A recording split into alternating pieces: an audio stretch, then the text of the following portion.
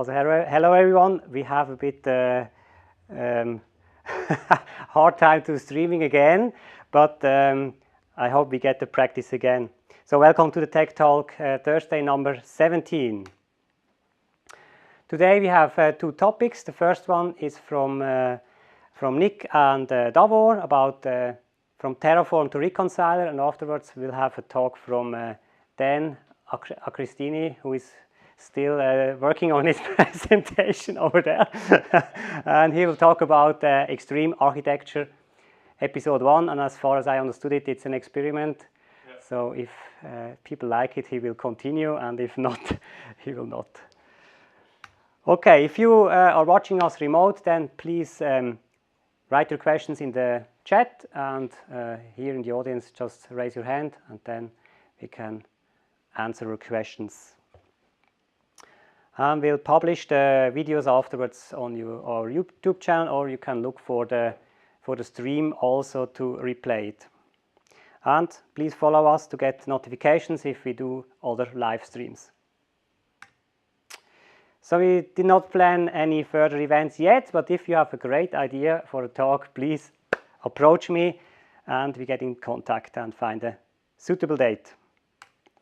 So that was it from my side. So handing over to Nick and Davor.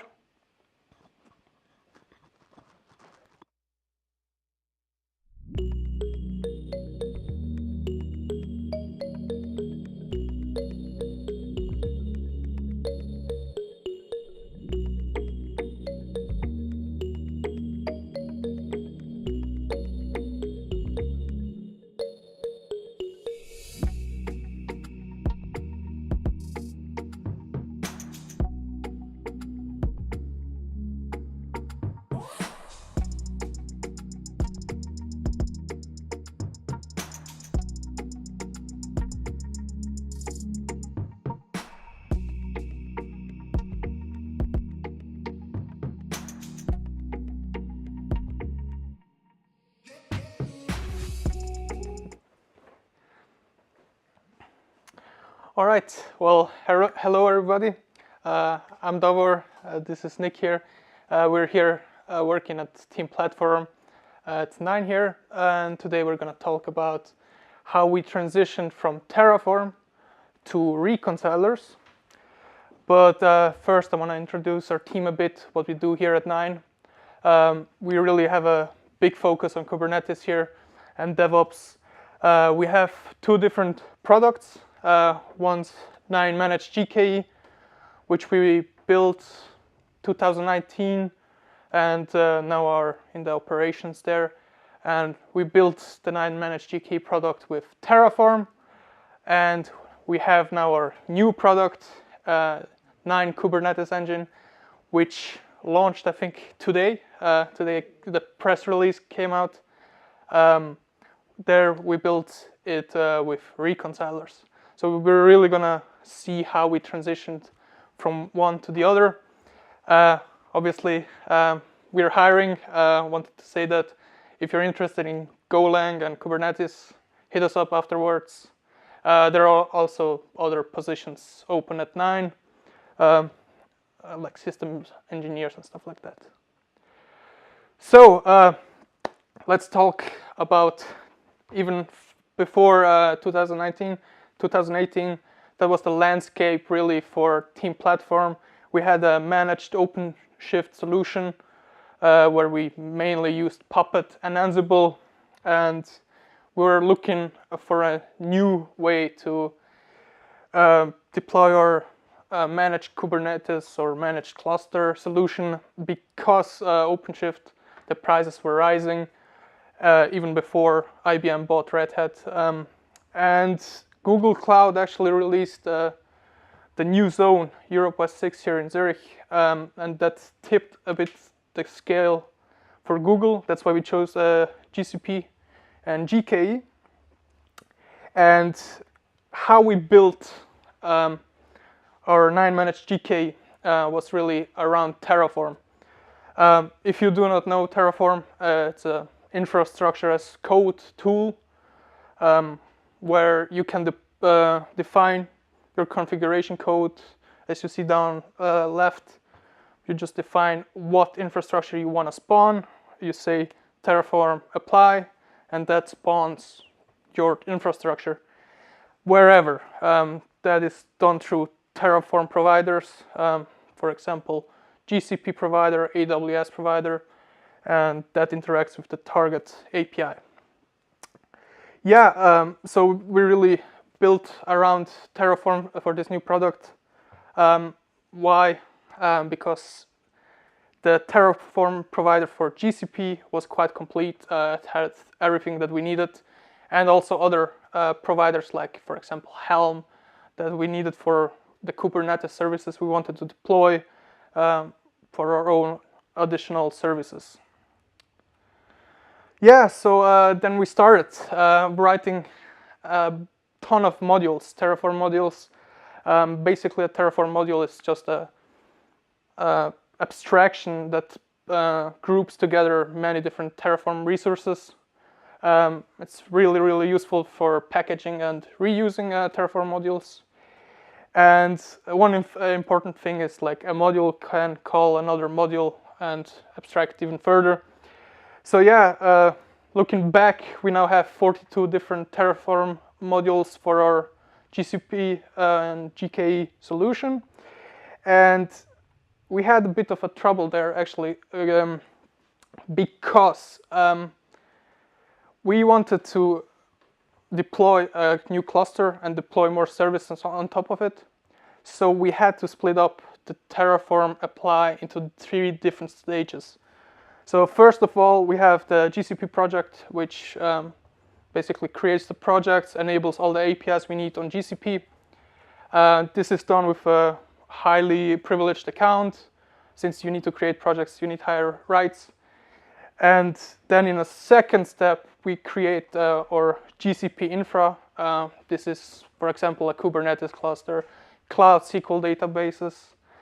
And then in the last step, we have K8s managed, which is basically our Kubernetes services that we deploy additionally. Yeah, so we created these 3 big modules that abstract smaller modules that we needed.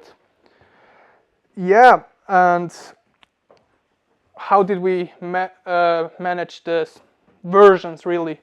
So we had one big Terra file which basically defined all our production versions. Here, as you can see on top, we have the 3 big ones and all the smaller ones down there. And yeah, we had a ton of different kinds of repositories, all in Git defined. And yeah, how did we then create customer repositories? We really built the product around GitOps. So whenever a customer wanted a cluster, we bootstrapped a repository. There we defined our big 3 modules, as you guys saw there, and all the pipelines were running for the CI/CD, so we never ever deployed anything manually.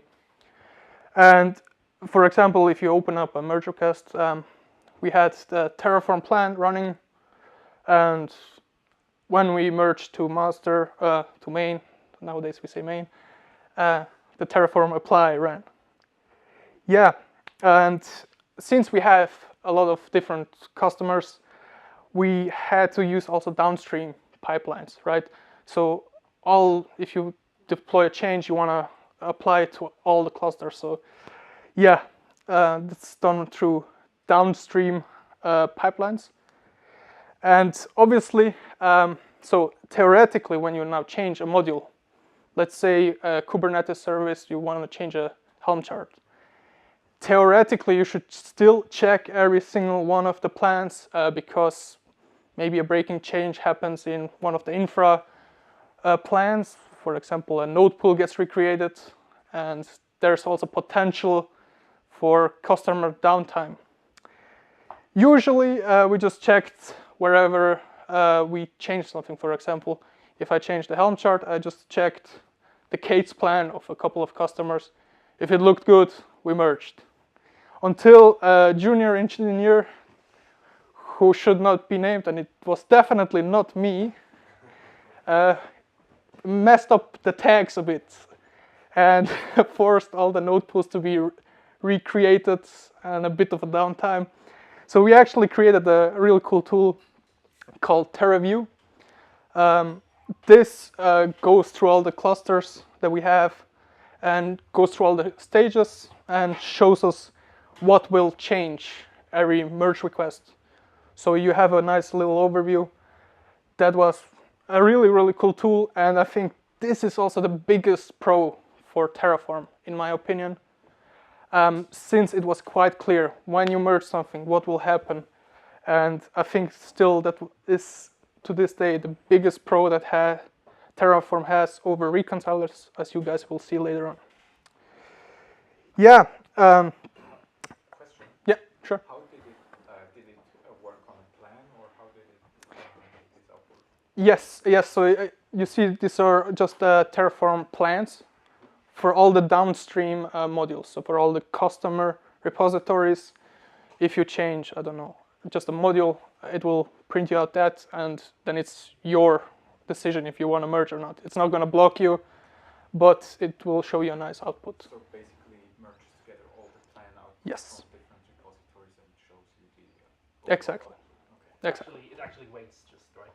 I mean, every state basically sends something to the TerraView daemon, like the plan, and it will accumulate it and sum it up basically, and also to show that overview or to generate that overview. And once the last plan was sent, it will just create a comment on the original GitLab merge request, showing that output. And it will also approve the merge request, and we said you need 2 approvers, one human one and one the platform bot, and so you had to at least run it once that way. But if you ran it once, made some more changes, you could theoretically still merge it. Obviously not recommended. Yeah, let's talk about some annoying stuff that we have with this setup. The Terraform state. Yeah, Our Terraform state is usually per customer in a GCS bucket, obviously not locally. Since we are working as a team, it would be kind of annoying.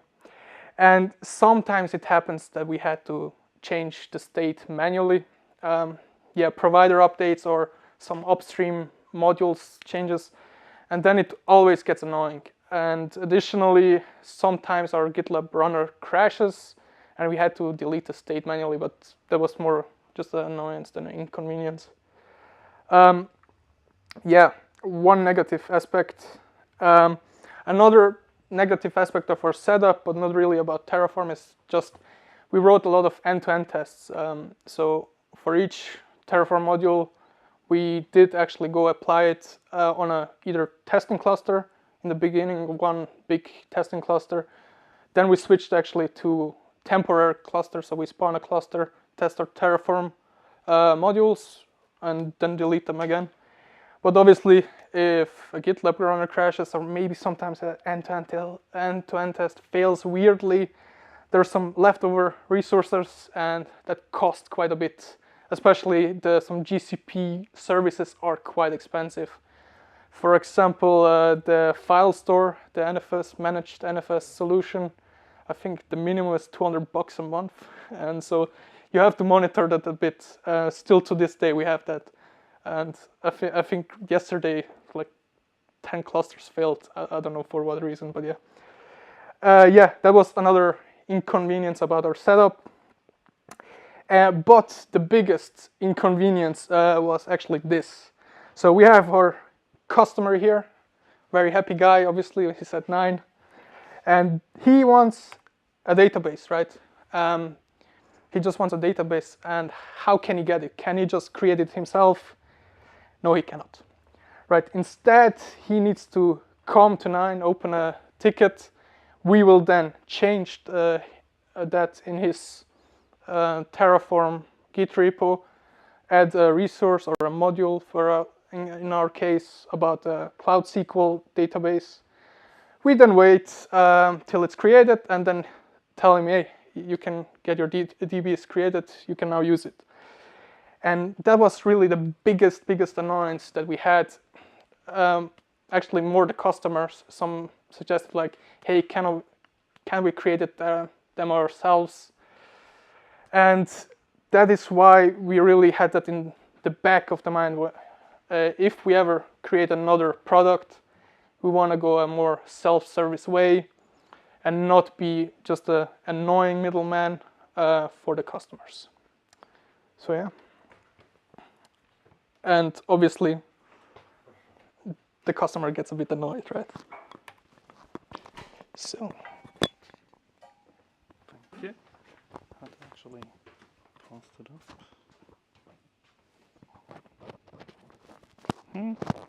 Right, does it work? Let's hope. It was not only about Cloud SQL creation for customers where we didn't really provide any big advantage despite the fact that we just put it into a Git repo and wait, right? It's also like node pool changes on a Kubernetes cluster. If your customer comes and he wants a new node pool or he wants to change tains on a node pool or whatever, I mean, we were the ones who were doing that. And let's say the customer said, okay, I need to do that in the evening because, I mean, there are customers on that clusters. You can't just do it during the day. Although it's Kubernetes, but some customers still wanted to do it outside of the main window, so we need to do it in the evening. I mean, there's Canada for us. We have a Canadian office, right? So they can do it, but still, sometimes it's was not so cool. So we wanted to have the possibility of providing way more self-service than we have now, or which we still have now. And at the same time, a new project basically came up, which is NKE, with 9 Kubernetes engine. Management wants us to have Kubernetes clusters here at 9 in our data centers managed by us with all the same services which we already provide on GK, right? So we said, okay, what to do now? We could still use Terraform, same setup, 3 stages basically, or we could just go in a totally different way. And we decided to go into the totally different way. Yeah, we need some. I already said that, some improvements. But we still wanted to leverage the huge ecosystem of Terraform providers because, yeah, that's just big. I mean, if you want to change something, I mean, there is for sure a Terraform provider for it. And we had written quite some Terraform code. Davor already said we have 42 modules. I mean, we were quite proficient actually in writing Terraform stuff. But not all of us, some, but not all of us, were very proficient in programming. And we were, like, at the same time, there was basically crossplane coming up. I don't know if you ever heard of crossplane. It's basically, you use the Kubernetes API as your single source of truth for creating resources, and that will basically connect to any outside API and create resources there. So let's say you want to have a Cloud SQL database. You create that via a CRD on the Kubernetes cluster, then the reconciler runs. It detects, oh, you want to have a Cloud SQL database. It connects to Google, creates it there, and reports the status back. But for that, you need to write reconcilers, right? And you need to be proficient in programming. So yeah, we were a bit of not so sure about it. And we experimented a bit. We experimented with reconcilers and especially crossplane. Crossplane itself was very appealing, or is still. I mean, the guys over there are doing great work. But what they basically, the system of them is more like have a composition concept. So you have single resources, let's say like a Helm chart, and you have a VM which you can create somewhere. And if you want, for example, to create like a, I don't know, a VM with an additional service, you create a big bunch of YAML, which takes resources and packs them all into one in a new resource. But it's still YAML, right? So you don't have much of a, you can't really influence the logic behind all of it. The only thing you have is YAML and big code of YAML. So we were not really fans of that. We wanted to have full control over it with a normal programming language, and we definitely wanted to use Go. Yeah, back then we wanted also to use both the best of the both worlds. A team member of us developed a prototype for the Terraform provider. So the idea back then was you have a reconciler and you have single CRDs, like custom resources in Kubernetes, which just emulate your Terraform module, right? And all you pass are your variables, which you normally would pass to your Terraform module. Then the reconciler runs Terraform. It stores the state somewhere. Back then it was in a Kubernetes secret. I mean, you could have come up with something else. And so you could still use Terraform providers, like best of both worlds. Because back then there was no, what it's called, TerraJet, which is the new thing from crossplane, where you can basically generate code from existing Terraform code, that's very cool. But back then, I mean, 2 years ago or even more, I don't know, that didn't exist. Yeah, the prototype was developed, but to be honest, we were not really confident with that. I don't know. The guy who wrote it actually said, I'm not really sure if every corner case is really like implemented, and I'm not sure if we should go with that solution. So what to do? I mean, back then we were really like, we wanted to use Terraform providers, but we also want to have everything else, like all the logic. Yeah, and after some discussion, actually, we said, okay, we will just do it from scratch. So we'll write reconcilers. We will use parts of crossplane, but not really much of them. We will develop our own CRDs. So yeah, we started. It was totally different than Terraform approach. Do you guys all know what a reconciler actually is in Kubernetes? You know, okay. So you have custom resources, right? And a bunch of code, or like a piece of code runs, watches that specific resource for changes, for creation, for delete, and then it does things against an external API. Everything automatic, right? Yeah, that's a reconciler that you need to code. Also, Davor said we had, like, all the Terraform modules have been in different Git repositories. And we had that, what call it, Terrafile, right? The Terrafile solution. And what you've seen, basically, is the state of production, because every module was tagged with a version. If you do change on a module, you test it, and then you tag it, and then that module is fine, but it's still not used in production, like the new version. You still need to go into Terrafile and upgrade the version there, and then it will be used in production. So if you need to do changes, you always need to do multiple steps. And yeah, that was a bit annoying, to be honest. If you do multiple MRs per day, that was just, I don't know, we didn't want it anymore. So we actually thought about switching to a mono repository. And I'm not sure if everybody was a big fan, but in the end we did it. And now everything actually is in one big repository. And yeah, we're actually using Bazel to build all the stuff. And we're also using Argo CD to actually deploy our own infrastructure. For example, we have a service cluster, it's a Kubernetes cluster, where multiple services for customers will be deployed on. But to define that service cluster itself, we have the Go struct for that in our mono repository. And then like we code it, and then Bazel is running, transforming that code into a YAML, and then Argo CD is reading that YAML and deploying it, basically. That's what it does. Bazel itself, yeah, I'm not a big fan of Bazel, to be honest, because it's so horribly complex, but if you're only a user, it's great. And I really need to say, I mean, we have guys in the team who can really do Bazel and understand all the bits and pieces of it, but I'm just a user, and for me, it just works so far. So I'm fine with it. And especially also a mono repository where you just have one Go mod file, so all your programs, all your reconcilers, what you write, are using the same dependencies. That's also very cool. And Bazel is also good in figuring out if you do a change in a certain code, in a certain reconciler, it will only run tests which actually depend on that reconciler. And all the other tests it will just use from a cache.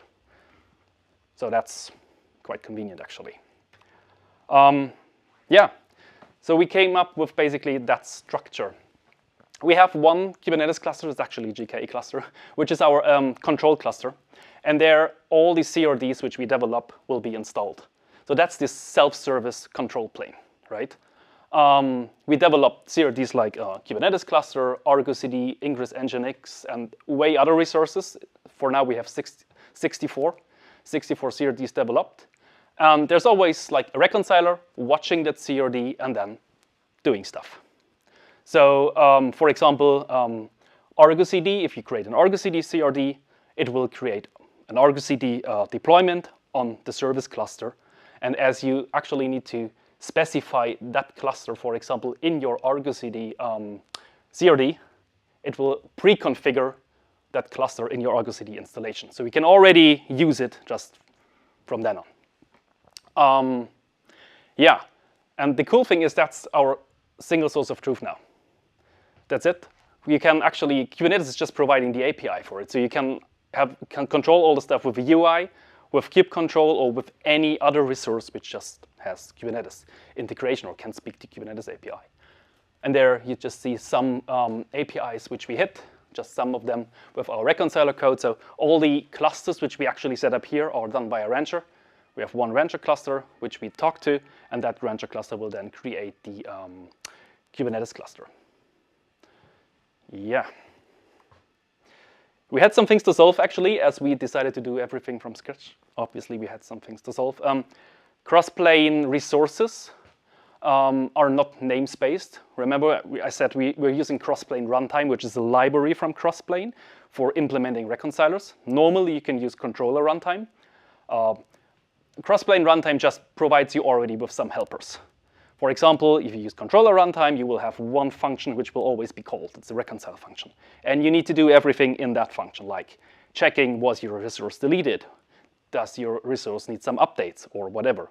And then crossplane runtime, for example, that's already done in several distinct functions.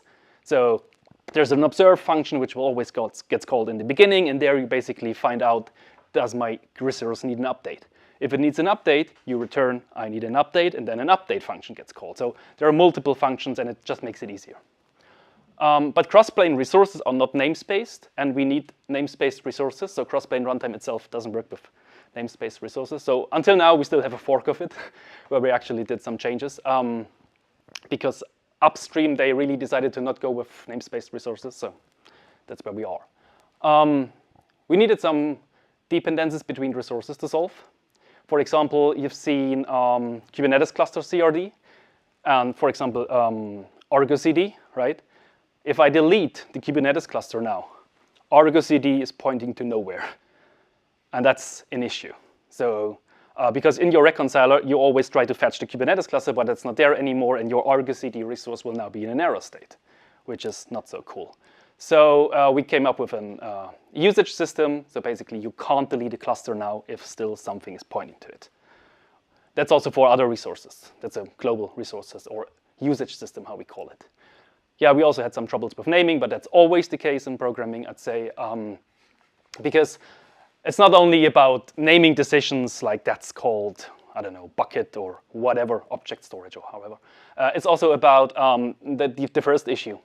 We still use Helm to install some like certain software to Kubernetes clusters, and we're using the Helm provider of crossplane for that, which obviously only uses not namespaced resources. So a Helm release is not namespaced. Our resources are namespaced. If they're not namespaced, they need a unique name. So we need to come from our resources to a unique name when creating a Helm release. That has to be solved. It was solved. Kubernetes resource reconciler. What we do is a lot of layering. You've seen the Kubernetes cluster CRD. I mean, you could write a reconciler of code, and it could talk to Rancher, create the Rancher cluster. It could then additionally install software on top of it, create DNS records, and all of that, all in one. But we didn't want that. We wanted to have reusable components. So a Kubernetes cluster is actually creating an NKE cluster, and an NKE cluster is actually creating an RKE cluster, which is a Rancher cluster. So we have different layers and different steps in between, all backed by CRDs. And the Kubernetes resource reconciler is just usable to create a Kubernetes resource, like a CRD. Like one reconciler just creates another CRD on the same cluster. That's not possible for with crossplane runtime. It doesn't have that, so we had to come up with a reconciler which does that. Metrics, you all know. I mean, we need to know the error rate and stuff like that. And testing, that's always an issue. With the old Terraform setup, we had a really cool testing, to be honest, especially when talking about upgrades. You develop a module, like you do some changes, and in our end-to-end test pipeline, what it does, it installs the previous version of the module, and then checks out the code of the new version and tries to apply it to the same Terraform state. So that actually helped with Helm chart changes. I don't know if you ever encountered that, but if you, for example, change something in the Kubernetes service, which is immutable, and that only happens because of Helm chart changes, you can't roll out your new release. That's just not possible. And that happened, for example, in the Ingress Nginx chart, I think, back then. We've seen that because we deploy the old version first, then we try to apply the new version over the old version, and then it immediately says, I can do it or I can't. We don't have that anymore with reconcilers, to be honest. That's just too hard to do, I'd say. What we have now is just integration testing. We start a local control plane. As you've seen, we have the control cluster, and we have like child clusters, customer clusters, right? And if you test stuff, you need both locally on your laptop. You need a control plane where you create the CRD and the reconciler runs, and you need to emulate somehow the child cluster. There's env test for that from controller runtime. Very cool project. You can just test it to create resources, but it can't run any pods. So integration testing locally is really just for creation, deletion, checking if a resource is there, if it really matches what you wanted to create, stuff like that. And we have end-to-end tests. These are run after integration tests. They will spawn a real Rancher cluster. And then we will install everything on that, basically, Rancher cluster and do it real, like with pods and all that stuff. But we don't have you go from old reconciler version to new reconciler version anymore. Yeah. Next thing, separation of customer-defined data and data used for management. Let's say you have the Argo CD CRD, and the customer can like configure some parts of it, but it would not be cool for us if the customer could set the Argo CD version itself, because we can only provide some versions. I mean, it needs to be integrated in the whole ecosystem, right? So you have now separation. You have stuff which the customer can do in the CRD, but you still want to have some defaults and stuff which you can only control. And we basically did that via separate CRDs for configuration per type. That's our solution so far. It works really cool. It also allows us to update Rancher clusters, for example, or NKE clusters or Kubernetes clusters, however you call it, like per cluster. You just actually go into the namespace, you delete the configuration, then the reconciler will create a new configuration, and it will just take the most current template for it, which has the new version, and then the cluster will update itself. And so you can go from customer to customer and update clusters. Yeah, and quotas. For example, on a downstream cluster, on a child cluster, we allow to create public IPs. I mean, sometimes you need an FTP server in a pod. But we don't allow customers to create 20 or so of them. It needs to be there needs to be a quota on top of that. As also for block storage, for example. And that also needs to be developed. Now we track IPs on the self-service control plane, and we also, for example, track block storage on the control plane. Yeah, some stuff. To solve some statistics, actually, I ran that by a small little tool. Yeah, pure Go lines, 103,000. Just still, you can see the Terraform modules thing, for example. All the Terraform code is from our Terraform modules, which we also moved into the monorepo. We're a big fan of that monorepo. All documentation is in, Terraform code is in, everything is actually in that one repo. There's some Bazel files and, yeah, so just some stuff. Yeah, and we currently have 64 CRDs. That's actually growing because managed service now also took that up, basically. We're currently in the making of a managed DB, basically, which you can just spawn like that, which will be created externally of the Kubernetes cluster and fully automatically configure for you. Demo time. Did I leave that in? Okay. Yeah, so I am currently on the control plane here, I think. You can see that, right? Yeah. Is that enough? Okay. So yesterday I actually needed a cluster to debug an issue, so I decided to just reuse that cluster. It's called DNS test. That's a Kubernetes cluster. That's one of our CRDs. Please ignore the service cluster staging. That's just our service cluster in staging, as the name obviously implies.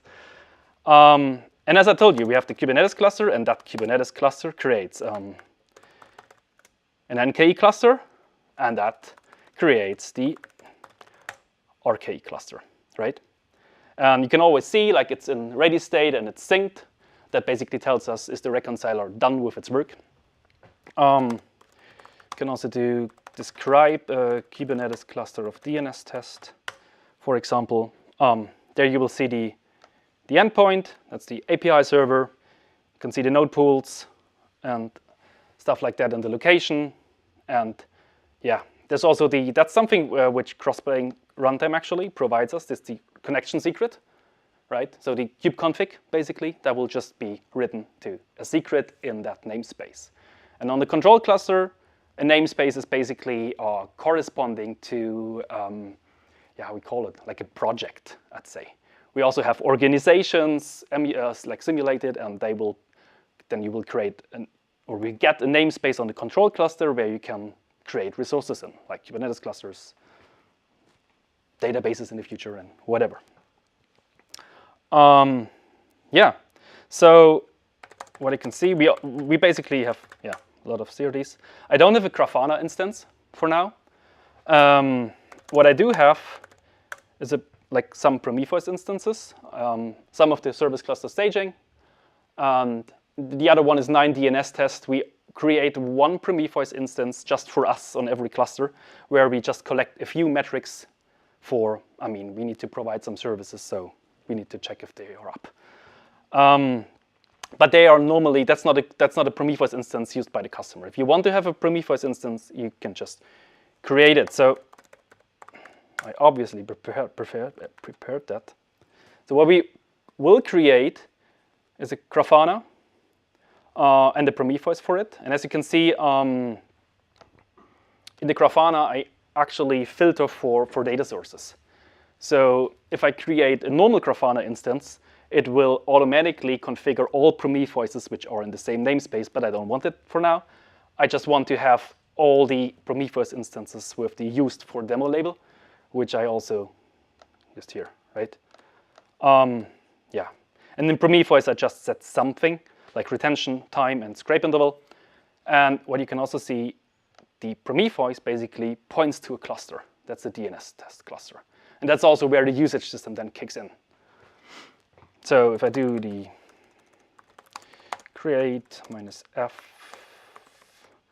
what was it? Grafana. I don't have any permissions anymore. That's actually, yeah. As that is a GKE cluster, the self-service control plane cluster is a GKE cluster, and we, as a team, we only have read-only access. That's it. If we want to write something to a cluster, we wrote a small tool called Heimdall, which will get us higher privileges in a specific Google project, and it will also send a message to a Slack channel so that everybody of the team knows what you're doing. And that's what I need to do. And everybody in the team can then go to that Slack channel and, for example, press decline. But normally we don't do that because it would be annoying. Yeah, and it will be like revoked 1 hour after I did that automatically. So, does it already work? Yeah. So we can have a Grafana instance. You can see it's ready is false. You need a bigger or sorry? Okay. Yeah. Grafana actually takes like 40 seconds or so to be installed on the service cluster. And there's also like the Prometheus instance, which should actually already be up. Yeah. Let's see. And afterwards, we can just basically log into Grafana, and it should work, and there should be a data source for our Prometheus. That's a bit. Now we need to wait, right? Yeah. And afterwards, I think, I don't know how much. What's about the time? I think we should get to an end, right? Let's hope that works. 40 seconds can be very long. Yeah, but the watch timed out, so basically you have to check again. Did it? Because it didn't update. Prometheus is up. And now it's up. Yeah. Okay. So if we do the describe Grafana demo, we can see successfully created stuff, and there's the URL, the demo.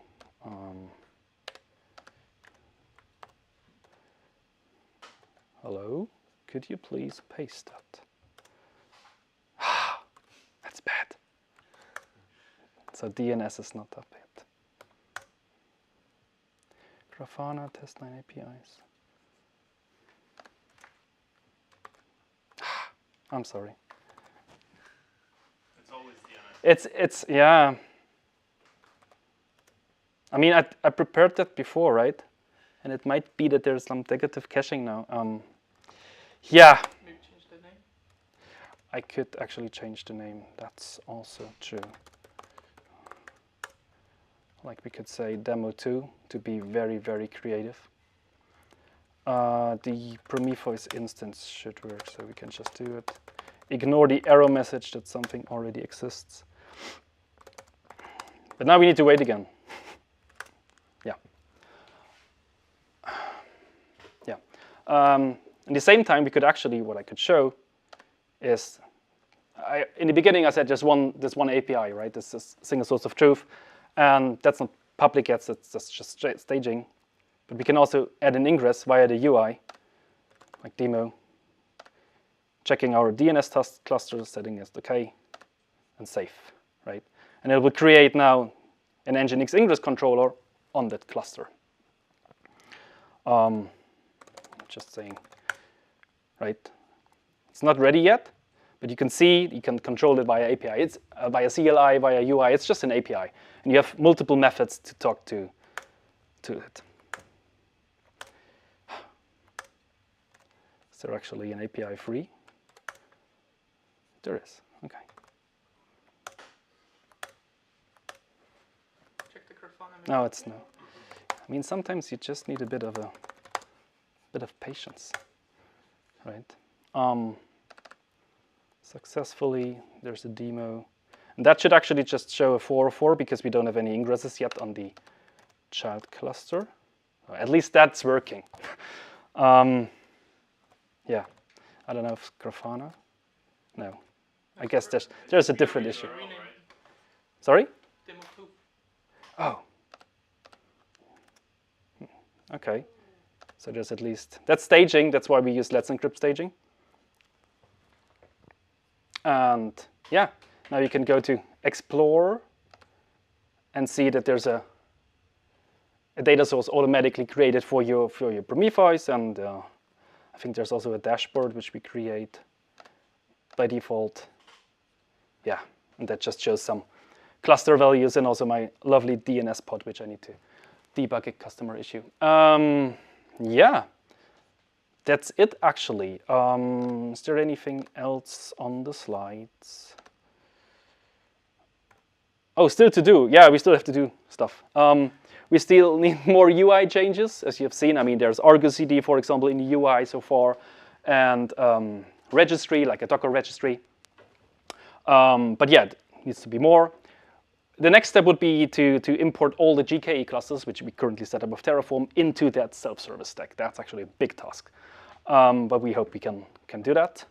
Develop more services, as always, and fully automate cluster updates. I told you we need to delete that Kubernetes cluster configuration per customer. I mean, that needs to be fully automated. And direct API access. I mean, we currently concentrated on the cockpit stuff, on the UI stuff, but the goal is actually to give the customer direct kube control access. So you get a kube config, you can use kube control just like I did, create Grafana, create Prometheus, or whatever. Questions?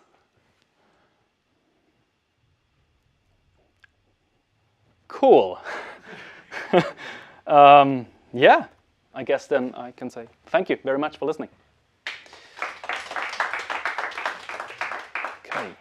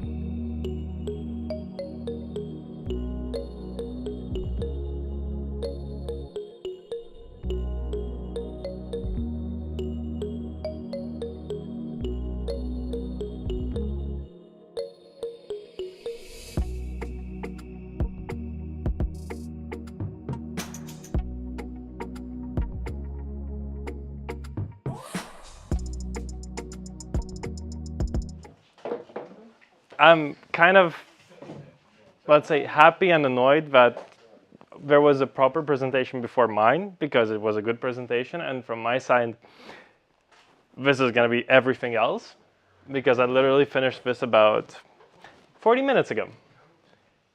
I would strongly recommend to register on this Kahoot. Unfortunately, I just found out that it's up to 10 people, so not everybody needs to participate, but I'm trying something here. I got really annoyed with, let's say, a couple of people in my organization, and also talking to a couple of architects, I don't know, in general. So I wanted to basically pitch an idea to you guys. So this is rough. It's my idea if architecture should really be a thing. But before that, I made a small Kahoot to understand if I'm completely wrong, and I want to collect a bit of feedback, or potentially, I don't know, maybe I'm right, and that's going to be a big surprise. So I hope at least 5 people register or something, because come on, it's nothing about Kubernetes. This is really about architecture, and specifically enterprise architecture. And trust me, if you work in an enterprise, you're going to have opinions on this. And me, who moved from basically startups to Swisscom, which actually was fun, we actually didn't have that many enterprise architects, to Roche, I was surprised. So I'm gonna let's say click start now and just have a look. This was designed today. It really, like, let's just figure out how wrong I am. There is no wrong answer. I've basically tried my best to select everything. What do you think when you hear IT architecture? Do you think software architecture or do you think business process architecture? Okay. Oh, wow, we have even 6 people. I'm so lucky today. Does it automatically advance? Yes, exactly. Perfect. Okay. That is surprising to me. I was expecting more to be software architecture. Now, let's go to the next one. Okay, the points are really pointless right now, so I'm very happy you have them. You're not going to win anything today. Now, have you found architects in your organization useful? Definitely, sometimes useless, we don't have any.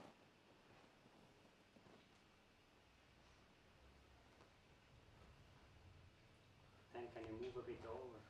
The plant is there, on the other side. You're outside of. Oh, we have a camera, I forgot. Okay, oh wow, this is nice. So we have a bit of a distribution now. So sometimes, definitely never. Useless, we don't have any. Okay, this is good. This is more in line with what I was hoping for. Yes, points, no, I'm sorry, not today.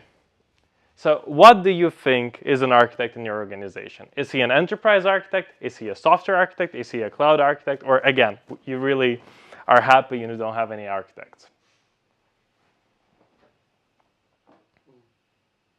I think we have only 7 people. I don't understand why. Ah, no, we only have 3 out of 5 answers. No, it's 3 out of 5 slides. I've never used Kahoot before in a presentation, so. Okay, so it could mean everything. Beautiful. And, no, we have 2 more. Okay. Should an architect know how to code? This is one that is really a pet peeve of mine, and it really annoys me when I hear that one doesn't code. I think we have 7 people, so it should automatically. Yes, thank you. Now it works. A bit, definitely really only 1, and they design buildings. Okay. At least you're in the right room today. And the last one. Should Agile take care of enterprise architecture? Because if you look at the Agile framework, more or less, there's a part that takes care of business processes. So this is a general topic, specifically SAFe, the scaled Agile framework. If you, okay, you've already answered while I was talking. So we have yes, we have no. Okay, perfect. I'm gonna ask questions after this. So the points are useless. I was just curious to understand. Everybody won. I'm so happy for you. You've all received medals. Congratulations. But the reason why this was important to me is because when I originally started this, I got really, hey, you can go get yourself a second beer now. Thank you. The thing is, when I'm looking at architecture, I get a bit annoyed because it's usually people, or actually not even people, it's a role, it's a job position, it's a profile, where they don't really know what is happening in the real world. And this is why I wanted to, it was literally a brain fart on, I think, Wednesday last week. And the reason why this happened is I was offered a new role as a DevOps architect. And the beautiful thing is my previous role was called Lead DevOps Engineer, which means nothing. But at least it had engineer in the title, so there is something involved. Now it's called Lead DevOps Architect. And I'm like, who the hell is a DevOps architect? It makes, like, what is it? Let's figure this out. So I looked around at Roche because I wanted to really figure out, we're in the middle of a huge transformation, but that doesn't really change things. We still have our regular enterprise architects. We have solution architects on the other side. They are, let's say their role is a bit more clear because they design solutions for new projects. So, I don't know. You want to build something, you ask them, they tell you if it's in line with the business processes. But we don't really have somebody who is going to tell you, this is how the organizational IT structure is. If you want to build something, let's say on AWS, you need to use this, this, and this. And I was like, wait, we don't have these people.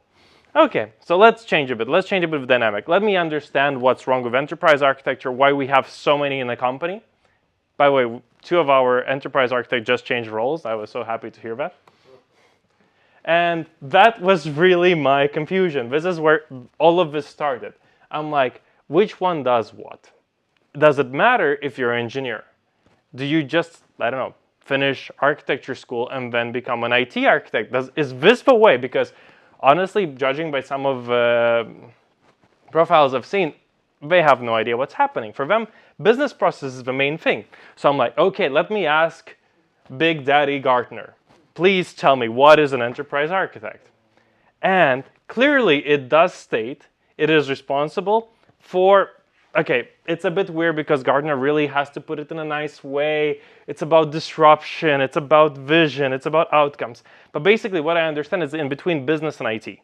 So this really ties into enterprise architecture related to the fact that they are usually the ones who are in this weird elevator that keeps going in the... Who uses elevators like in big ass buildings anymore? Nobody. This is just like, it's an old school concept. And I want to understand, why is it still there? Judging by my speed, we're going to be finishing very fast, by the way.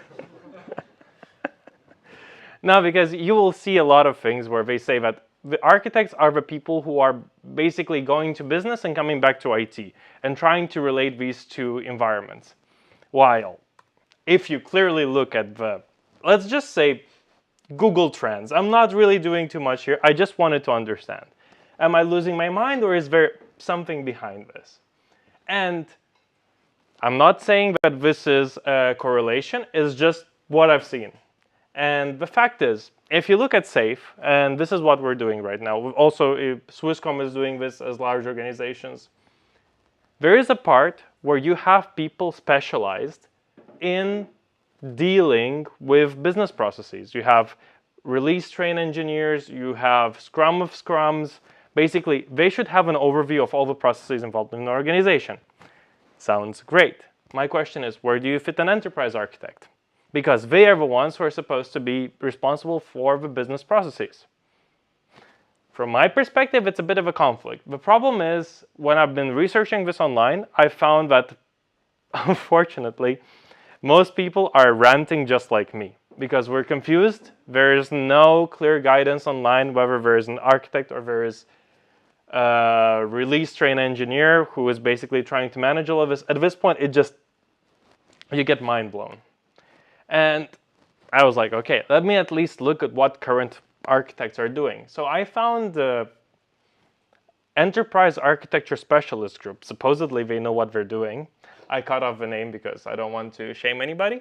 And they are referring to themselves as they are working in the ivory tower. And if you're working in the ivory tower, you should not be close to IT. If you're not close to IT, I should not know about you. So why do you still exist? And yet, I know it's a rant, but as I said, you are guinea pigs. I'm terribly sorry. This is really my first try understanding this. But it really looks like there is a part of old organizations which is not really adapting to the new way of working. Because, I'm sorry, I'm an engineer. I usually code. I build stuff. If you tell me that there's somebody who's going to be like, no, I'm terribly sorry, like your, I don't know, AWS project is not in line with our organizational structure. I'm like, what does that mean? Does that mean that I need to change some security settings? Do I need to deploy only on serverless? Do I need to use VMs? I don't understand. And this is why, coming from architecture, oh my God, this is amazing because like I'm supposed to be an architect and I'm just like shitting on them. It's like, theory is theory, that's great, but actually in reality, it does not work. So, there are some articles, as I said, do not take this as granted. As I said, presentation was done 40 minutes ago. There's a lot of text. But the idea is that there might be a need to understand what enterprise architecture should mean these days. My issue with it is that if you're not involved into, let's say, Agile, and you still are doing your enterprise architecture, it might work. Maybe you're working in a waterfall organization, everything is beautiful, you have your 10-year plan, your release is happening 3 years from now. Honestly, God bless you. Fantastic. I wish I would be there. But in reality, that's not really the thing, and a lot of us have to do releases really fast. And if you're doing releases very fast, you're either doing shadow IT or you are in line with your organization. If you're in line with your organization, you're most likely doing Agile. Now, if you're doing Agile, what is your role? If anybody knows this, I am definitely curious to understand. I'm reading online. I have a book that I still started. It's called The Software Architect by O'Reilly. It's actually interesting. But that's the thing. It really doesn't help. We have to do something with these enterprise architects. We could, or we could, let's say, create, I wouldn't say it's a new discipline. I really enjoyed how this sounded. Wait a second. I should have changed these slides. So we'll go here first. Because from my idea, if you do extreme architecture, it's just a rename of extreme programming a bit.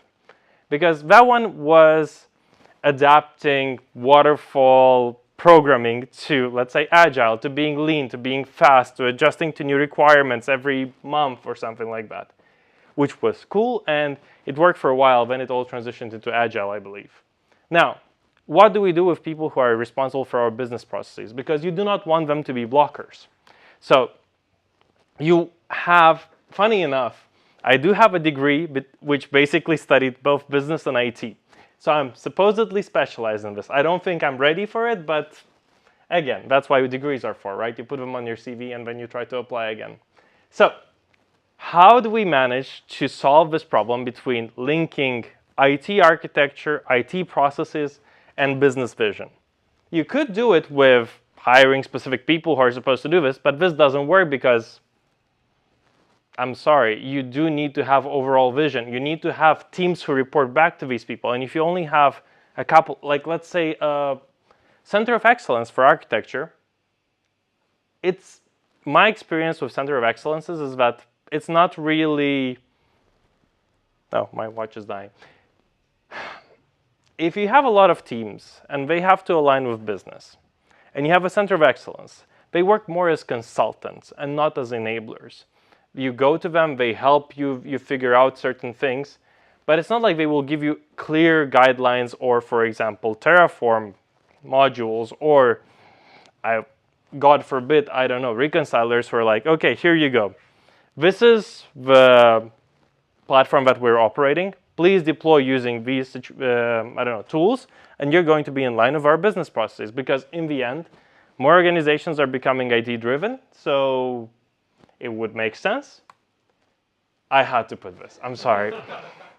The thing is, when I saw this, and I was remembering when I first saw EA Games challenge everything, but it doesn't work, so I left it like this. So I just have this is a thought. It's not, it's a bit of a rant, a bit of an idea. But if you do design thinking, if you're sitting in an ivory tower and you're not connecting with your development teams, you're not really doing something right. If you want to be an enterprise architect, you should be able to deliver proof of concepts, or maybe Terraform modules, or, I don't know, tangible, not diagrams. That's my idea.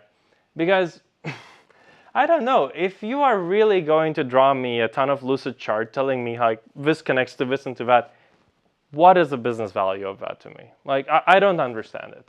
So maybe I'm not seeing it right, but for now, that's why I'm testing it with you guys. Please help me. And yeah, that's the thing. I want to make sure that I will repitch this also internally eventually. And I want to understand, what is the role of new architects in a large organization? I'm sorry for startups, or 9 even, I'm sorry. For you, you're lean, you're fast, it's okay. But if we're talking to the Swisscoms, to the Roche, to the, Swiss Rays of the world, it's a bit of a different situation. Especially when right now we have data as code. And I'm sorry, if you want to give me something, you can give me any kind of chart. You can give me any kind of data architecture in code. So if you don't do it, is it because you're lacking the skill, so you should have upskilling required? Or is just something wrong with my way of thinking? I think we are much faster than I was supposed to be. I'm sorry about that. I really did not even try this. So I would like to know. You can do it now. We can also stop recording and do it later. I think it would be much better as an open space. So for now, I just wanted to say thank you very much for listening to this rant and for this first idea, and please give me feedback. Cool. And now beer. I haven't been this stressed making a presentation in a long time. I'm starting this new role, and I really didn't have any time to do it. And I promised, I was like, I need to do something. And I have this, like, it's been bothering me for like 2 weeks now. Yes, So, but the question is, who has enterprise architects these days? I think we're on the brink of getting them. Really? And you are also for 9 then? No, or from neighboring switch. Ah, I've heard. But wait, why are you getting them? Some people think it's necessary to overcome some limitations they... So what would be these limitations? I'm absolutely, feel free to mingle, we're done. so I think we officially stop the recording now, and wish everyone a nice evening. We take our beer now, and see you next time. Bye.